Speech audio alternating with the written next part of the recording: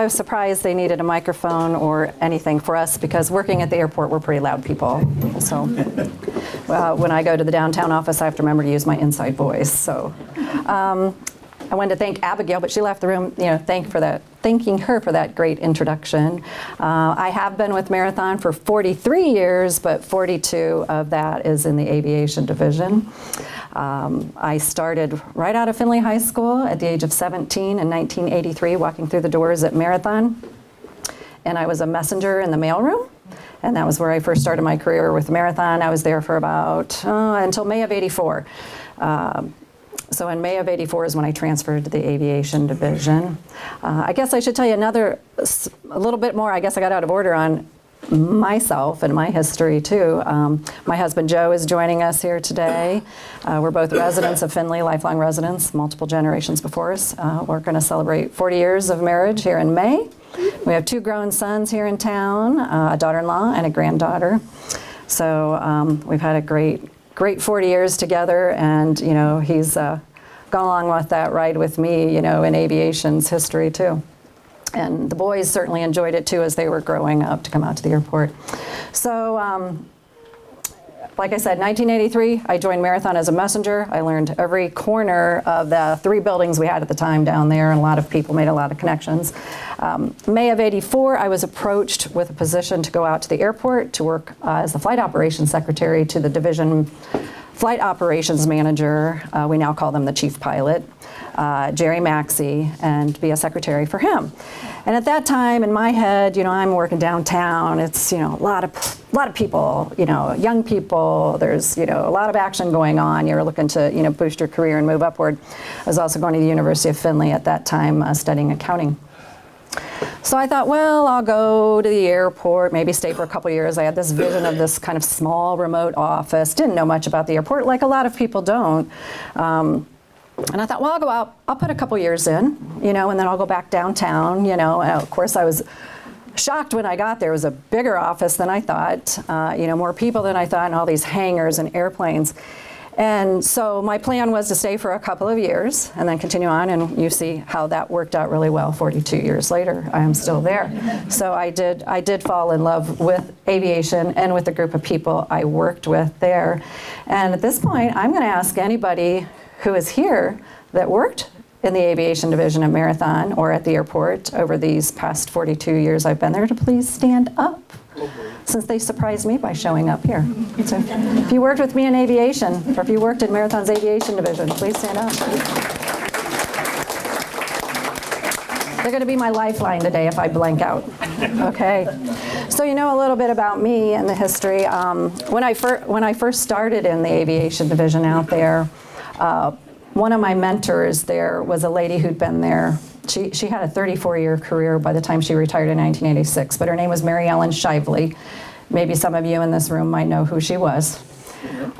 She was a great mentor for me, helping my way into learning everything about aviation, and letting me try things my way instead of just how they've always done it. She was really great as a mentor to me. Quite frequently, you would see Mary Ellen dressed, and the colors I'm wearing right now are Marathon's company colors of red, white, and blue. So I will say, in honor of Mary Ellen, who's no longer with us, passed away in 2021 at the age of 98, that I wore Mary Ellen's colors today. Would frequently see her wearing around the hangar. But she was the senior administrative assistant, and we always said she ran the place. She did. Everybody knows Mary Ellen, so if you know, you know. But she was great. And even after she retired, as I was going through learning new things, because a lot of things happened during that time where it was just, here, figure out how to do this, because all of these people have retired and there's been changes in the company. But she was always really good about letting me call her, and she would walk me through how to do those reports or how to manage all of that I was trying to learn on my own. So anyways, I really appreciated the fact that she mentored me in that way. Worked with a lot of other fabulous people, pilots, maintenance technicians, people on the field. There's just a lot of great people at the Findlay Airport. So in that regard, I'm going to take you back to the beginning, since you're here for the history that occurred. So we're going to start. When I labeled the slide from private to public, I guess I'll move this around, from private to public, I wanted to also say that even though Marathon built that airport and ran that for many years, it wasn't just exclusively private to them. The public has always used the airport, and we did have a city ramp site that is still there on the north end. So the public was still coming in and out of that airport and using it. It wasn't exclusive to Marathon. So we'll get started. So in 2026, January 2026, we have marked 79 years of an aviation division for Marathon Petroleum Company. But in January of 1946, coming off of World War II, Marathon was then called the Ohio Oil Company, and they purchased 2 Twin Beach aircraft to start their flight department in Findlay. They then hired this gentleman here, Lieutenant Colonel Mike Murphy from the Army Air Corps. He was a World War II glider pilot, and he was actually the lead glider pilot flying into Normandy on D-Day. He was hired to come into Findlay, start this aviation division up. He was also a stunt pilot, so he did a lot of neat flying and air shows and loops and flips that I would never be able to handle sitting in a plane with him. But Mike came to Findlay, and they started out this flight department. This picture is from April of 1947, so again, this month in April, we celebrate the idea that they broke ground on the first hangar that they built. That rounded area at the bottom of that base there, that's the front offices that we currently occupy. And then the hangar continues on from the side of that area. But they broke up in 1947, and I did write down the cost of this first office. It's a 2-story office and a hangar for hangaring the 2 aircraft they had at the time. The cost at that time, for perspective, is $156,348.52. I pulled that out of our records. We have a myriad we have all the history of this airport in files at the airport, and it's fun to dig through. So there they broke ground. This is an aerial view of the airport. As you can see at that building on the right-hand side, you see that rounded front end there, and then the hangar goes to the right of that. That would be our offices that still exist. To the left of that area is, I think, there was kind of some radio communication shops there. There was a flight service station building at one time that was there. I-75 had not been built yet, of course. That came into play in the 60s. So you see a lot of farmland around this. Right there, you can see a house.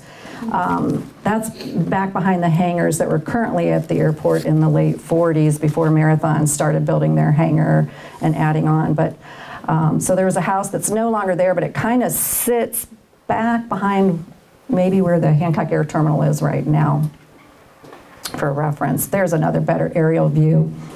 There you can see the hangar from Ohio Oil Company and the offices, and then going across, you'll see the other hangars that kind of back up to where Lima Avenue is now. Those are no longer there, of course, but there was a restaurant there, I believe, off to the side of those hangars, and then kind of behind the trees in that area, there was a gas station, and of course you can see that sugar beet factory that was in operation at that time. You can see all the West Park division of homes have not been built at this time in the 40s. A few homes scattered in there.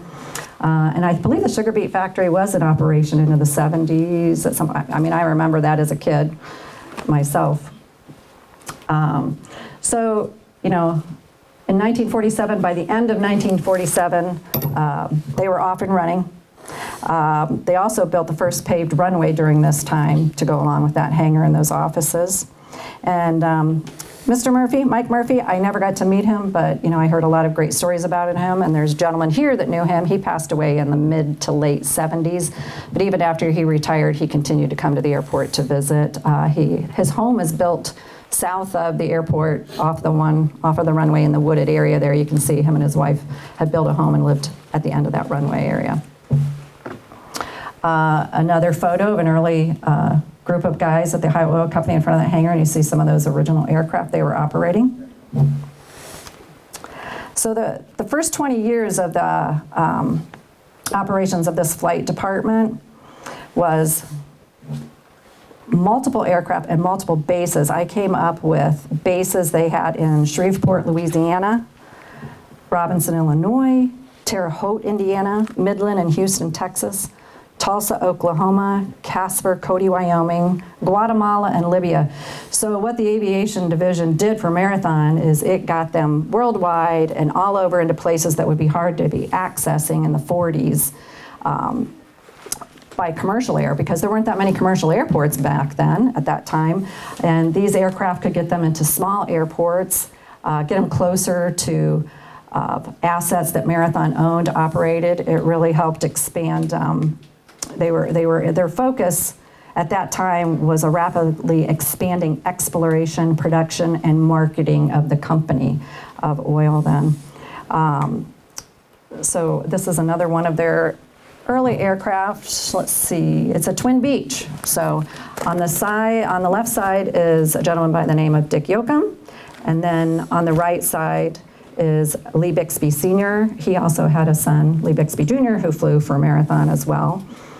So we have multiple generations of people flying for Marathon, which is neat because it is kind of a family there. Early aircraft picture of Mike Murphy. I think this is probably from that early areas of 1947, 48. I'm not sure exactly. It wasn't dated on the back. But O.D. Donnell is fourth from the right. The Donnell family that have founded Ohio Oil Company, then Marathon Oil as it continued to be. I believe that's his wife Dolly beside him, if I'm not mistaken. And then Mike Murphy's on the far right there with his foot on the step. So that's one of their earlier flights. This is the inside of what aircraft looked like back then in their corporate flight department. Pretty, I'm assuming that was state of the art then. Yeah, pretty interesting. Seats were a lot different than they are now. For comparison, I threw in, this is the current inside of a Challenger 350 that we operate now. It seats 8 passengers comfortably. Those seats recline. They're basically like a recliner you have in your home if you need to recline and we're doing a long flight or an overseas flight. Those seats can actually flatten out. You can make beds out of them. These corporate aircraft are basically a flying office for Marathon executives. This allows them to work while they're in the air. They're outfitted with the state-of-the-art Wi-Fi, internet capability. As soon as they're above 10,000 feet, the phones and the laptops come on. They do business. They have meetings. And we've always said we save the executives time. We may not save them money because, aviation is a costly endeavor. However, to go to Houston, Texas, it would take you 1 day to fly commercial, 1 day to do your meeting, 1 day to fly back commercial. So that's 3 days by the time you're done. We can leave from Findlay in the morning at 7 a.m. and be down to Houston by 8:30 a.m. It's a 2.5-hour flight with the time difference. They can do their meetings for the day, conclude by the end of the day, be back home in time for dinner. That saves these executives much time, with not sitting in airports. As you know, now we sit in them a lot longer than we used to. So there are no TSA lines for them to come out, no baggage check worries that they have to worry about. They could just drive up, get on their plane, go, and these are working tools for this company. In the 1950s, as we get going forward here, and this is the cockpit, this is the interior cockpit of that Challenger 350s. These are new, we just acquired them last year. We had previously 3 Challenger 300s that we had bought 11 years ago. And for the first time ever, Marathon did a fleet replacement plan where at the 10-year mark, instead of keeping the aircraft for 20, 25, 30, we replaced them at the 10-year mark. And last year, we received 3 of new Challenger 350s by Bombardier out of Montreal, Canada. And then the other aircraft, and you'll see them as we go through here, we operate 2 G2 or G4 aircraft, G450s, and those are through Gulfstream, which is based out of Savannah, Georgia. So, early picture of Mike Murphy in a Linco. This was one of his stunt planes that he went out and flew. It says on the back of the picture, it said late 30s, early 40s, so this was before World War II and before he came to work at Marathon, so that was one of the type of aircrafts that he flew when he went out to do some stunt flying. However, they did have air shows at the Marathon Airport through the years, and so I did find these. Now, of course, photography back then didn't have wide-angle lens, apparently, so none of the pictures show the word Marathon and completion that I could find. So we got Marathon Air Show. So I knew what it was, but photography was a little different back there. So by the 1950s, Marathon, or still Ohio Oil in the 1950s. 1950s, they had 89 employees, 28 aircraft worldwide that provided travel to remote locations. They operated single-engine and multi-engine propeller-type aircraft. So that was what was going on in the 50s. And here's another picture from I think this might be from the 60s. Barry, do you recognize that? Are you in that photo anywhere, Barry? I think that's Earl Bauer on the far left side. Yeah, it is, and I'm not in that one. You're not there yet. I'm in the one in the hallway there, with the 4 people in front of the... Oh, out there. Okay. Yeah. You're in color. I know. Yeah. Yeah, I know many of them, but I see Jackie Day there. Yes, I recognize him right away. Yeah. Mm-hmm. So what's your name? I'm Barry Lennick. Barry Linnigan, he flew for Marathon for many years. So this again is probably late 40s into the 50s. This picture, this is in Hangar 1, and the reason I know it, that fire extinguisher sign that's up above them there, right above where the pilots are standing, is still in our hangar to this day. We've moved it slightly to the left, to the other side of the hangar, because there is a fire extinguisher underneath it. But I thought it was pretty awesome that as of today, that sign still exists in that hangar. So it tells you how much stuff we have left around historically. So by this time, we're hitting into the 1960s, because you see on the hangar up there, they have the Philippides runner, which is Marathon's logo, and it says Marathon Oil on the hangar now. So this is the 60s, and a group of pilots then. So Ohio Oil becomes Marathon Oil Company. The airport expands, added additional hangars, and Marathon purchased the very first jet for their fleet. It was a Hawker Siddeley from British Aerospace. And they also had built hangars on the airport for tenants. So there was that commercial side. They had and those hangars have been moved. They're on the back side of our hangar now, but they used to be straight across from where I sit, looking out towards the highway. There were all these tenant hangars, and I tell you what, even when I got there in 1984, there was a waiting list for those hangars all the time, and people rarely vacated them. But you had industry at this point, using them, as well as small private planes. So they had built a lot of extra hangars just to even accommodate the public, as well as they had added 2 more hangars, so we now have a total of 3 large aircraft hangars. So again, a look at how having this corporate flight department got us into small places. Now, back then, they were landing a plane in an oil field. We wouldn't do that today with a jet, of course. But this took them to places that they could reach with those type of aircraft, and landing on a grass strip to get into where they needed to go. I think in those days, they also flew a lot of technicians and people and oil riggers. They flew mail, they flew cargo, they flew parts. They used it. It wasn't just exclusively an executive tool only. They did a lot of working with those aircraft. And like I said, with all those bases, what we said, they had about 21 bases. They would deliver mail, pick up mail, bring it to the main office. They were still doing some of that when I came along. So here, this is the dispatch area of that hangar that was built in 1947 with the setup of the counter and 2 of our dispatchers. On the left, Bill Varon. On the right, John Wolf. They were also military. Most of our pilots, through those years, of course, came from the military. They were coming back from World War II. In fact, I think there were 2 Marathon employees in 1946, along with Mike Murphy, that were the first initial pilots for the flight department when they started up with those Beech aircraft. Anyways, John and Bill were dispatchers. There was actually a total of 3 dispatchers at one time, and they worked days, nights, and weekends, and rotated shifts. So not pictured here was a gentleman by the name of Gary Clark. But they were the front line of all the requests for the aircraft coming from the main office downtown to put all the trips together and all the details related to the trip, to then prepare the trip slips needed to give to the pilots to go out and have the fun and go to all the wonderful places while the dispatchers sat back in Findlay, right? Which I know they had a lot of fun out there. Shameless plug, this is dispatch now.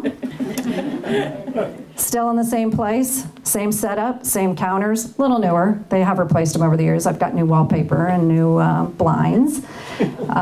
Same similar space. I am still the front line of all of the requests coming in from the executive offices to where they want to go.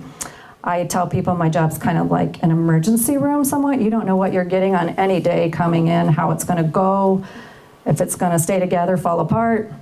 We make multiple changes. You have to be ready to ready to go at the drop of a hat, change something. It's not like a job where at the end of the day you put it away, come back and work on it tomorrow. If we have a trip tomorrow, you got to be finished and ready for it before you leave. And most days I'm out of there on time. There's times when you're there later. However, I would say we don't talk on the phone as much with today's technology. Everybody wants to email or text. But we used to spend a lot of our days on the phone calling airports, calling back and forth for information, getting a hold of our pilots. And I tell you what, I could find them anywhere with a phone. Even back in the day before they had pagers, we could track them down. But now they all have cell phones and there's a lot of texting. I still make them confirm that they received my text so I know that they got our messages.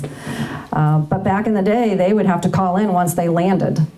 And let us know that they were safely landed at the location they went to. Nowadays, with all the technology and the navigational aids, we can track them as they're going. I can see when they land, I can see when they take off, I can watch them in air and know where they're at.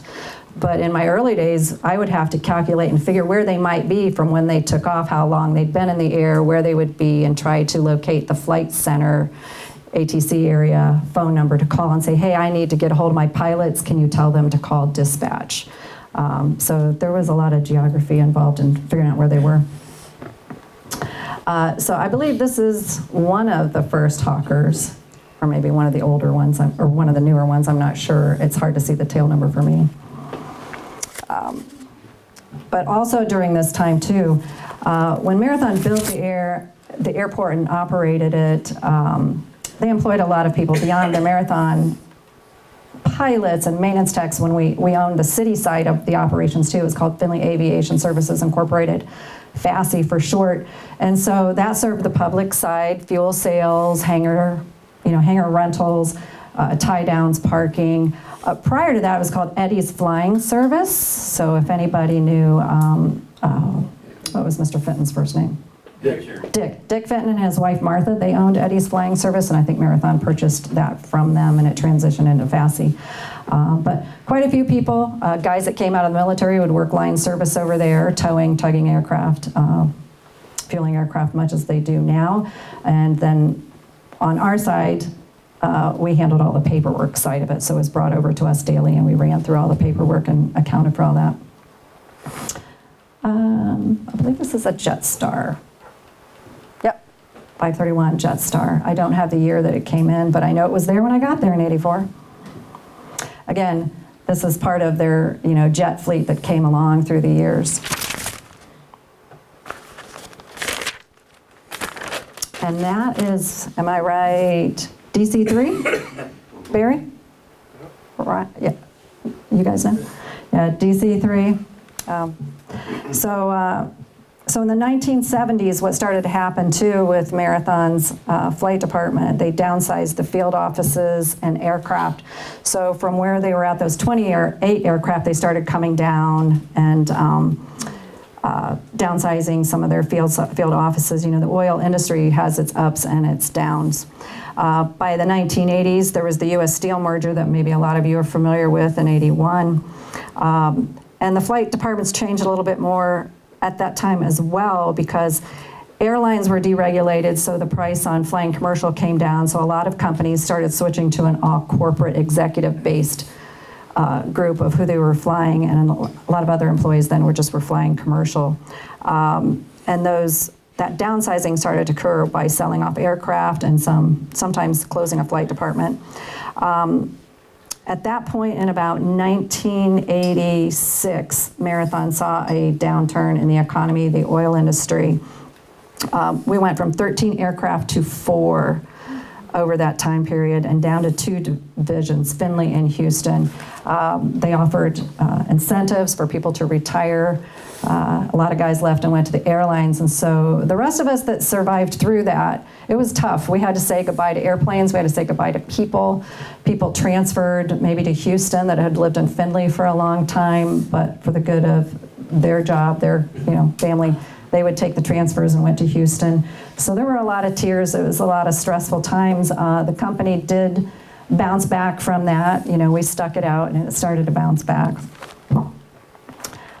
Some more of their jets in the air. And that was a current Hawker from, probably the last 15 years, 519 mine. This is a Challenger 300, one of the ones I talked about that we currently operate that hold 8 passengers. And this has been replaced now with the 350. The paint job's a little bit different. You'll see it in a later. I don't know if I have a picture of those yet since they're so new. This is one of our maintenance, this is our maintenance supervisor, Michael Stevenson. He's in charge of all the maintenance technicians for Marathon for Findlay and San Antonio both, because we have another aircraft station in San Antonio, Texas. Our former maintenance supervisor, Bill Reams, sitting in the audience. Raise your hand, Bill. Yeah. You had 45 years in the flight department? 42. So he came in as a young guy too and did all his years working on these aircraft. I will tell you, this is where the good stuff happens. These guys working on these planes keep those planes safe, keep the pilot safe, keep the passengers safe. I would step into any aircraft maintained by a Marathon maintenance technician and flown by a Marathon pilot, do the training that they receive every year. Twice a year, pilots will go to school for refresher training on the type of aircraft they fly. Some of them are dual rated, some fly the Gulfstream as well as the Challenger, and some just fly the Challenger. So some pilots will go once a year, some will go twice a year based on what they fly. But I will step into a plane and fly easily anywhere with any of those guys. But you put me on a commercial flight and I'm a ball of nerves because I don't know who's in that cockpit and I don't know who's maintained that plane. But I will tell you, I would fly with these guys. So they do on-site maintenance of the aircraft, they do maintenance inspections of the aircraft, and if they send the aircraft to a larger facility for a larger inspection that might take 6 or 8 weeks, where they actually tear the whole plane apart and put it back together again and an x-ray everything to make sure there's no rust, corrosion, and it's put back together, make sure it's operating well. They will go along, one of them will be assigned to go along as maintenance oversight to oversee that project while it's happening. This is Jacob Berg, he's one of our lead inspectors right now, and prior to that, Jim Lemley. You raise your hand, you were an inspector, one of the lead inspectors in the past. This is Jacob Berg, he's our current one, and he's fueling one of the aircraft, getting it ready to go. So the maintenance techs also get the planes ready to go for the flights. They're tugging them out, they're positioning them, fueling them, they guide them in when they come back. We also have visits from Santa occasionally. This was something that started way back in the 60s, I believe. And we revived it because Ron Neds, who was our chief pilot there until recently, he retired 2 years ago. His father was the division manager, Joe Neds, when I first started in the aviation division. And Ronnie grew up at the airport, and so he remembers going to the hangar for Christmas parties where Santa came in on a jet. And that continued for quite a few years, I believe, into the 70s, etc. By the time I came along, like I said, they weren't doing that, but we revived it probably 10, 15 years ago. And so they put Santa Claus on a jet, base him at the back side of the airport where the kids can't see. They're all standing in Hangar 1, and over the PA, we're announcing where Santa is in the air, that he's almost here. So they're, flight following Santa. And those kids are so hyped up. There's a hangar door with a bunch of windows, and I didn't have a picture of it, but they'll be standing at that door looking out the windows waiting for Santa to pull up on that ramp. And they're just as hyped up as they could be. Plus, we've given them a lot of sugar and juice by that time while we're waiting on Santa. This is Luke Hauser, our current chief pilot after Ron Ned's retired here in Findlay. And that's his daughter, Charlotte, going to see Santa. Now, she was just a baby then. She's now 8 years old, so I know that's an old picture there.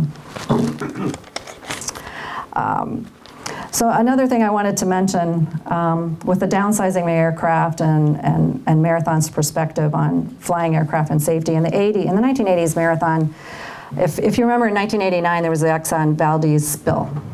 It was a major event across the United States, in the world to hear about it, and most of us will remember that. Marathon's always been a front runner in safety to the communities they operate in for the company, and so at that point they created a corporate emergency response team that we refer to as CERT. That was a team established to respond to any emergencies in Marathon's assets or any like weather-related disasters that could happen, like hurricanes, et cetera, that could damage some of our assets. So what it was a way to, if something happened with one of our assets, whether it was our fault or not, we could get boots on the ground in a short amount of time to deal in those communities, to help them out, to take care and mitigate what happened, to help the community. Aviation was an integral, and is an integral part of that tool. So from the moment we get a call from the CERT team, we are able to be ramp ready to fly in about 2 hours, to have pilots standing by waiting and a plane ready to go. We're often waiting on the passengers as they're assembling their teams. But we can get them into areas that they may not be able to access, because especially if it's a natural disaster like a hurricane, we're going to find the next closest airport, and people then may have to drive to get to where they're going. We've maybe during different hurricanes into like New Orleans, we've picked up other employees along the way from refineries to go to New Orleans and have them replace the refinery employees there, so those employees can stay home with their families during this event of a natural disaster. Marathon will bring in supplies for the communities, and they often, and they always will donate to the Red Cross disaster funds in those communities that are being affected. So they're a very good neighbor to everyone wherever they go. Same with if there was a situation that was, Marathon's side, they will be doing the same thing. Everything they can do to help the communities. And they do that outside of disaster relief too. Marathon, all across the board, all across the United States, where we have offices, they do a lot of community outreach. This is our current fleet lined up prior to a departure where everybody was going to be, we're going to be flying all major flights out at the same time, so that was a nice aerial photo. At the top of the screen, the first two you see are the Gulfstream 450s. They hold 12 passengers. And the bottom three there are the Challenger 300s that hold 8. So it's a pretty awesome thing to watch them all leave at once, one after the other. The airport's a very popular place overall in town. Amanda, the airport manager here, and Kyle will tell you we often have people stop just to watch airplanes come and go. It attracts a lot of attention. I know as a child, I was always, could tell we were getting close to home when we went somewhere because I could see the lights of the airport at night. It was all lit up. Nowadays they don't light it all the time. It's all mic controlled so that they save money on the electricity. That is our current flight team. I think we have both Findlay and San Antonio in that picture. We were able to have everybody up there, and that's the Challenger 300. Our current flight crews are in the light colored shirts, and our maintenance technicians are in the royal blue shirts. But as you know, the city took over the airport in about 96, 97. I'm still fudging a little on those dates. I think it was 1995.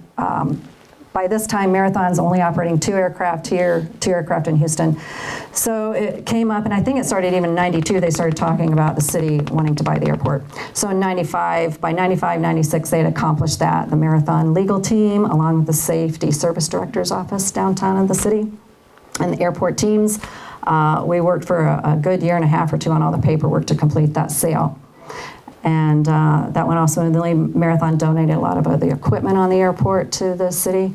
And the reason, at that point, it was kind of financially sound to do that. The city could obtain funding for grants and funding to expand the airport that we could not get as a privately funded airport. So they had a lot more options to them to expand the airport. We were maintaining, millions of dollars this airport for all of the city to use, and Marathon was paying the bill for that. We had a lot of industry using it. Findlay Industries, Hancock, Workbrow, Whirlpool would fly in. The auto industry, Cooper was based there with a plane.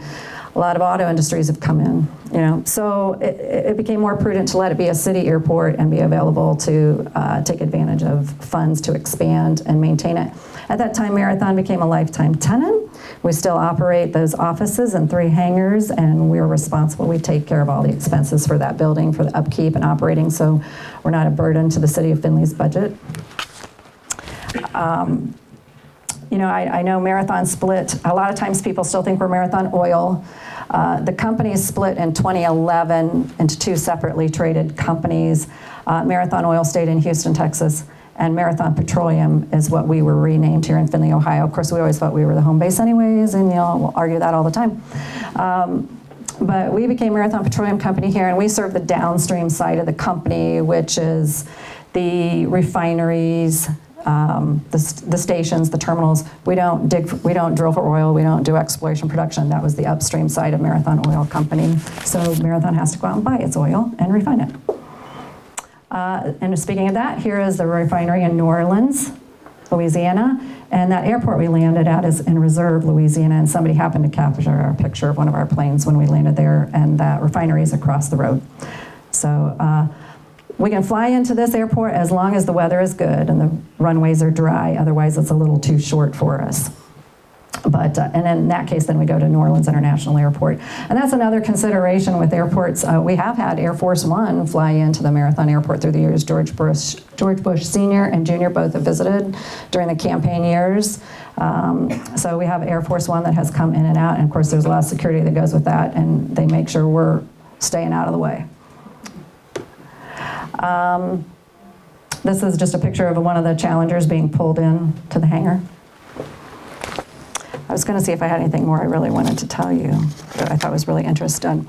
So our flight department now, our goal in the Marathon Aviation Division is we provide the safest, most cost-effective, time-saving transportation option for executive management to get them where they go, where they need to be, to do the business they need to do for Marathon, and make sure everything's taken care of for them. We handle rental cars, drivers, catering, anything they need, we're doing it so they can do the job they need to do for this company. And so as of 2025, the Marathon Flight Department has a total of 158,578 safe flying hours with no incidents or accidents on their record, which is an amazing amount of time to fly. And our current flight department, if I went back to look at those the pilots and the mechanics in front of the plane there. We have 13 pilots, 10 are in Findlay, 3 in San Antonio, Texas.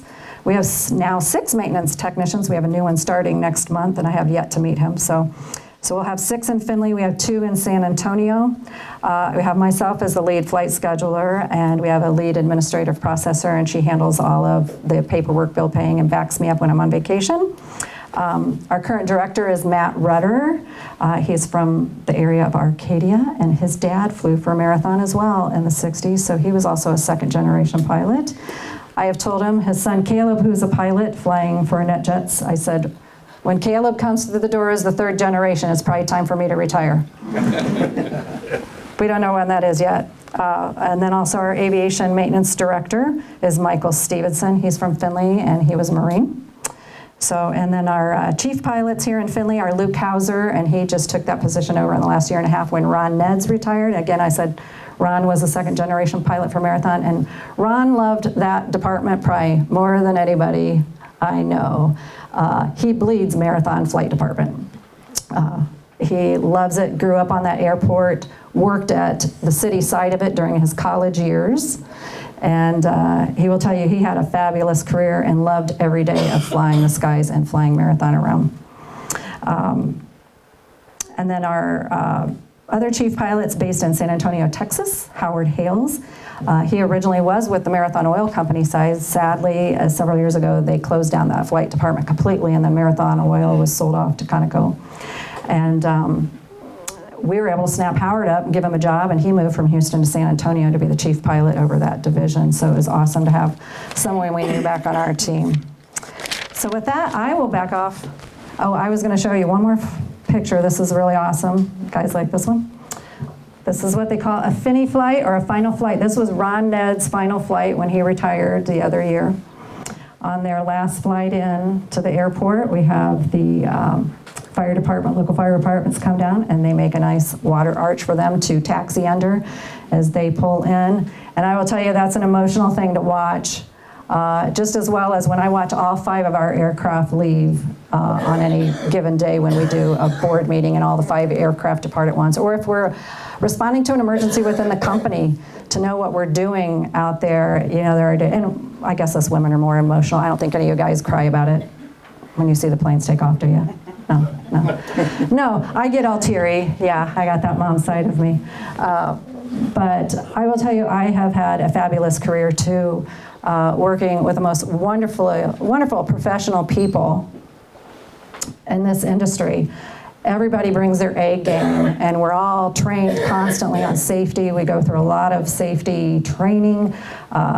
We do med-air training, which means we're all certified on CPR, first aid, and AEDs. So if there's an emergency in the aircraft, they can respond to that somewhat, and then they link up with a doctor on the ground to further communicate with them and maybe get to the next closest airport for a hospital. But yeah, it's been a fabulous career, 42 years. I guess, you know, I outstayed my 2 years that I planned on staying there, and it's been a great place to grow up myself. I was the youngest there. When I walked in, I was 18 out there, and they called me. So I had a lot of guys that were like my dads and my brothers, and they looked out for me, and I would say now I'm next to the oldest, and so I'm the grandmother out there, and I'm watching kids fly and maintain airplanes that are age of my children. So I will turn this over to Kyle and let him bring you up to date on what the airport does for this community now. We just had a runway project completed, 725. It's amazing. I'm just going to be very honest. It's very bright lights. It looks like Christmas when they come in at night. It's fantastic. Really, we have a lot of tenants that call FDY home. FDY, by the way, is the little acronym for the airport. So, like, for example, Detroit is DTW, Toledo's TOL. You'll have the same thing, FDY. We have a large number of hangars that range in size. All of them are filled except for our large A5. So all of you who have executive jets, hit me up. My phone number is outside. We'll get you an A5. We do have refueling capabilities for 100 low lead and Jet A. Those are the two fuels that you see most of in the aviation field. Jet A, obviously, for the jets. 100 low lead is going to be for your piston aircraft. There is a small section of aircrafts that run on automotive fuel. We don't carry that. We still like to see them, though. So let's do this. General aviation can range from commuter planes and people taking up joyrides in the sky. However, there are also really impactful volunteer groups that come through the airport. For example, I wanted to highlight this one. This is Angel Flights. This is actually a photo that I was a part of. Angel Flights, if you guys don't know, they fly people who can't or don't have access to the medical they need, and it's volunteer based 100%. They take them up and fly them to where they need to go. So this case, the daughter was actually going through an infusion that needed to be, I believe, in Missouri, and they volunteer organizations, people from all over the nation will pick them up, fly them over there, no cost to the family whatsoever, and then fly back. So we really get to be a part of some really cool opportunities for people. Let's do this. Also, we also see a bunch of other companies. So while we have the general aviation side, we have a business side as well. We get a lot of flex jets, net jets, sweet aviation. So a lot of your charter planes usually come in jets. That's, for example, a flex jet that we had on the tarmac. It's really for people who, like Ann was mentioning before, want to avoid TSA, because everybody wants to avoid TSA. And so they get on these, and you can fly around to really close airports that you may or may not have to drive to your final destination afterwards. It's an awesome availability for anybody who wants to use FDY as a home for that. Let's flip this. Okay, another one. This is actually a plane. This is called a Brasilia. This thing brings in freight and cargo. So something I really wanted to hit home is the economic impact that we have at the airport. So a lot of people might think, you know, is it just sort of a general aviation? Is that just people flying, like I said, going and getting a sandwich and flying back? No, actually, it's a lot of this. So we handle a lot of cargo at the airport. Actually, one of my first jobs was like a call out late at night in the rain for cargo. So we handle it all the time for a lot of companies in the Findlay and Greater Findlay area. So, for example, like you have Whirlpool and drawing a blank on the company I was going to talk about, but Cooper Tire, thank you. It was a lot of those, they don't want to shut down their supply line or their assembly line. So it's actually cheaper to fly in parts to repair the assembly line than it is to shut everything down, take everybody, leave them off, and then, you know, hopefully to get the parts on a truck. So we get to be, in my opinion, like mini superheroes as we continue making sure people are still working and the economy is still running. I mean, this is a very important aspect of the job. Also, we get a lot of, and not a lot, but we get organ donations. So a lot of people are on a list that's already hard. I don't know if you know anybody or someone who knows someone who went through that. It's a very tough experience. And so we can mitigate how hard that is at the Findlay Airport by just allowing people to fly in, drop it off, and we have it at the Blanchard Valley Health System. So me come through. So something I really want to hit home, because we're like really proud of this at FDY, is our actual city impact. Currently, we're waiting on a report, but I can tell you the last report, and that was in 2013, and it was an economic impact study. So they found that Findlay Airport generates over 4,600 annual visitors, which is really impressive, 73 local jobs, over $6 million in payroll, over $500,000 in visitor spending, for a total economic impact of just under $20 million to the Findlay Hancock County area. So, and just to put that in perspective, that was 13 years ago. So we're impatiently waiting for the next result, because we'd love to brag about it even more. We're quite confident that it'll increase. So the last thing, shameless plug, as we already discussed, the last thing I want to hit home is that Findlay Airport is a public use airport. So while this means that it's open for general aviation users to fly in, make use out of our runways, it also means the airport's available to you.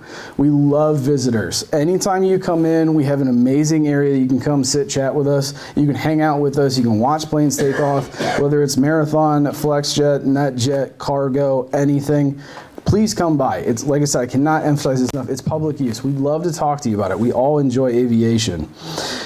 We have a public event this year on August 15th outside on the table out here. I also printed off a couple of flyers. Thank you all for coming. I only printed 20, so you might have to fight for them. But you have the flyers out there, August 15th. It's going to be a massive event. It's going to be a lot of fun. Please bring your families, your kids. We're going to have warbirds. We're going to have food trucks, all your favorite food trucks, inflatables. I know all of you guys love to jump around in inflatables. I can see it in your eyes already. So if you could just swing on by, and the best part, it's free. So swing on by. It's going to be, like I said, August 15th. Wanted to thank everybody for coming, just like Hancock Historical. We'd love to have you and be a part of history in the making, honestly. So thank you very much.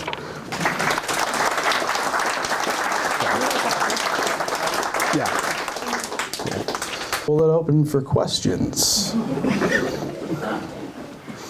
My daughter was in the south edge of town, and she said the other day she realized it was what sounded like one plane going around and around. They have to circle like big airports sometimes before they can land, or? Yeah, that's, I don't know specifically what that plane was doing, but often what they'll do is they'll actually come through and have to find the correct approach. And so they'll circle the airfield, find the runway that they're planning on landing, call out, make sure that the approach is what they wanted, and then come through. So it's often that you'll see a plane that might be coming from the south, but because of prevailing winds, they'll have to land on our western runway or eastern runway. And so they'll actually spin around and then take that approach. So.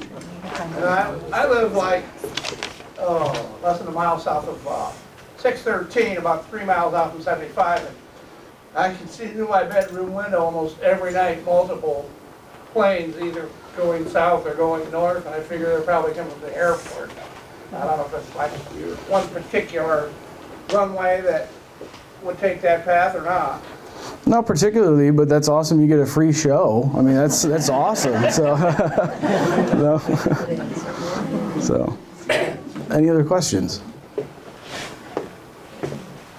Yeah. I wondered if there were any people here that learned to fly at Eddy Flying Service.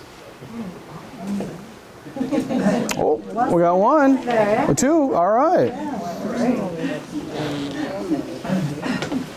Yeah.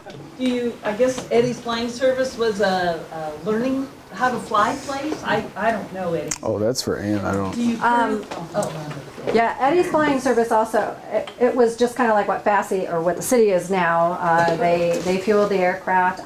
They may have offered, Jim knows, Jim Lumley knows. I worked for Eddie. If you worked for Eddie's, we'll let him in. years, and Burton Lease, he was the chief inspector of the IA there, and he was my mentor to get on with Marathon. He was a wonderful guy. Dick Benton, he was another wonderful pilot. And so Jeff Benton was Dick's son, and we maintained aircraft, a number of, particularly Beechcraft Bonanzas. We had a couple Barons and some Travel Airs and things like that we would maintain. And we also were in charge, Marathon put us in charge of leasing the hangars. We maintained the hangars, and also there was fuel truck for Jet A, and also maintained the AVGAS, much like you do now. So I cut my teeth there. And Burton Lease was my cousin.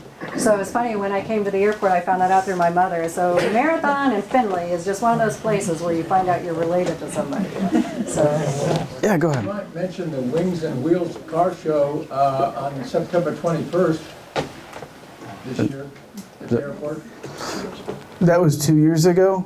We're planning that. Unfortunately we don't have the partnership with the car show anymore. They found a new home actually at the Fulton County or Hancock County fairgrounds. Thank you. So Change. 2 years ago. No, I was told it was out at the airport this year because it didn't happen last year because of your construction. Not so, okay? No. So the new event is the family fly-in that we have coming up. So. just curious, what kind of coordination do you have to do when the Balloon Fest is going on? Immense amounts of coordination. So really what it is depending on where they want to take off, it comes up to, if for example, I'll give you an example.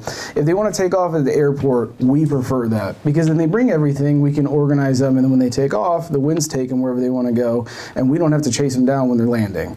If they want to take off and the prevailing winds bring to us, then we have to chase them down when they're landing and make sure they're clear of the runways, taxiways. It's an active airway, so you want to make sure that you get them off the runway. So it's not nearly as bad as you'd assume, but it does take quite a bit of man effort, because you have to run around and collect those balloons, and then they being the balloons usually bring a van or a truck if they need to collect them, and so you're coordinating with them to make sure they're not driving all over the airport, and so yeah, quite a bit.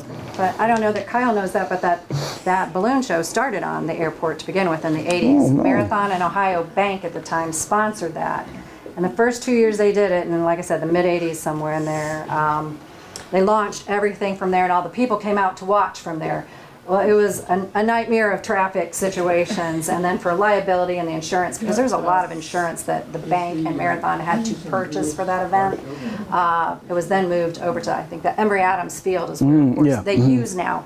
But originally, it locked up the airport for the weekend, and you guys remember it because you were there too when that launched. So, but that originated in the mid '80s, right out of the airport, all of it for the 3-day event. So. Yeah. Do they still coordinate the flying of the pipelines out of the Findlay Airport? Is that? The pipeline patrol for Marathon Pipelines is a contracted event now, and I think those planes, if they do fly in, they have some type of, or they don't anymore, Barry, is that right? They can do it all with, what's the other name? The drones. Yeah, the drones do it. But yeah, back in the day, we had 2 pipeline aircraft in Findlay, one based in Robinson, Illinois, and Lee Bixby Jr., who was the second, generation at Marathon. He flew those pipeline patrols, and then we had a gentleman, Ron Barnett, over in Robinson, Illinois, along with Art Cunifair. They would do the areas of Illinois, Indiana, Michigan, and Ohio, and what those small Piper Warrior aircraft can do is fly low and see all the pipelines that Marathon had assets. And let us know if they would fill out reports to say if there was a leak or there was debris down, maybe a tree fell down near a pipeline. And so they went out and flew those daily, and then those reports were filled out and back in those days mailed by packet mail to the aviation division, where I consolidated those reports and sent them on to the Marathon Pipeline Division downtown to look at them. And now, like I said, everything is automated. Has changed a lot. But they're still definitely watching all the pipelines, but in a different way. When I was a kid, there was I think there were helicopter rides, a penny a pound. I mean, in the late 50s. Don't know, 65 here. I know you're younger than me. But I do remember getting to go. I'm pretty sure that was the JC's coordinated that. Maybe. Very cool. I got a question for you, Ann. Yeah. When do you get to fly? When do I get to fly? Yeah, and can you Well, fly through for the pleasure? years, I don't fly on any regular basis. If I'm going to one of the, one of our other offices like Houston, San Antonio, I can fly along if there's a trip I want to go on. I used to go up on test flights after maintenance worked on a plane, and then they run the plane, the They pilots train and the you out. pilots. You were the They'll let guinea me pig. sit out there. However, one time I learned my lesson early on, younger. I'd had a full breakfast at home, and they came in. I came into work, and they're like, "Hey, Ann, you want to go on a test flight?" No, we had a pilot by the name of Walt Drews. If anybody knows Walt Drews' name, Yeah. from Putnam County area, he was, kind of one of those ace of the base kind of guys, and Walt was one of the pilots taking us up that day to fly and go out. And we're up there, and Walt loved nothing better than to bank a plane, or they're putting it in certain spaces. I was green by the time we came down. And after that, if there was a day that I came in and they asked, you want to go on a test flight, I'd be like, no, I ate. And I'm not going today, but let somebody else go. But yeah, so we would go up on test flights, which was kind of fun. But on a regular basis, I don't travel on it unless I have business, at one of their offices to go to. So, but like I said, I'm completely relaxed otherwise when I just get in there and it's not a test flight. Just to have our pilots, I know how well that plane is taken care of and how well trained our pilots are. Yeah. Where are medical helicopters based?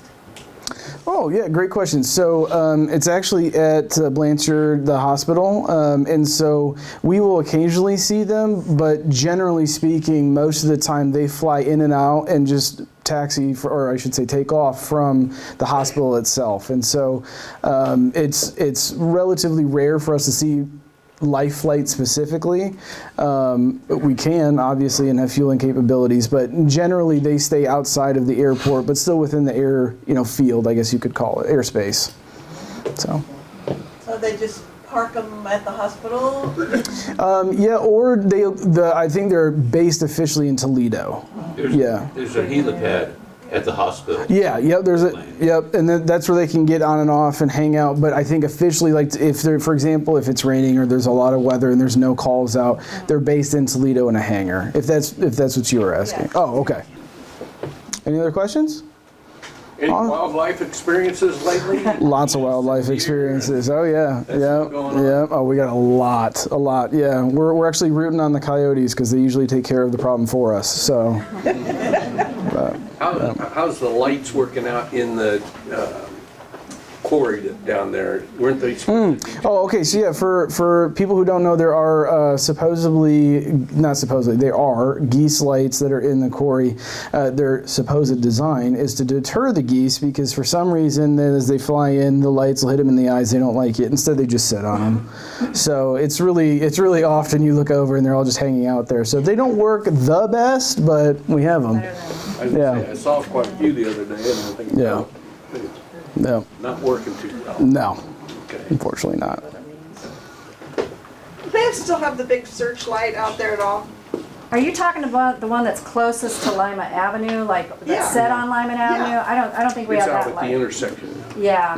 It's just it's a smaller LED, high intensity light, but it's not It's the not big the big tower. one, Yeah, like I said, when I was a kid, I remember the airport was always lit up at night, and it did look like Christmas out there all the time. Now it's it can be pilot controlled, mic controlled. You just click the mic on the radios or whatever, and then the lights come up when they need The them. light that she is referring to It's is in front of sitting the at the building. front door of the Findlay Aviation Services. Okay, you guys have it over there. It's Okay. Decoration. It's a decoration. It's a decoration now. Yeah.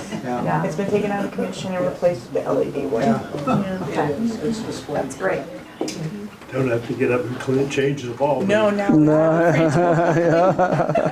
Yeah, I would say, the great thing about the Findlay Airport is there's so much history in the files. We have everything of when everything was built and the numbers, just, and I mean, we just scratched the surface here today. We could talk all day, and aviation people will talk all day, you know, because we love what we do. We love the flights, love taking care of people and getting them where they need to go safely. But yeah, there's a lot of history at that airport, and they're continuing, this group is great, continuing to make history. They're really into trying to attract more attention and come out and visit. Like I said, people can stop on any given day and stand at the fences and watch airplanes. Or come in if it's hot or raining. And we have AC, heat when it's cold. So yeah, feel free. It's a public use, and we love to show off the airport that, I mean, truthfully, also belongs to you guys. So yeah.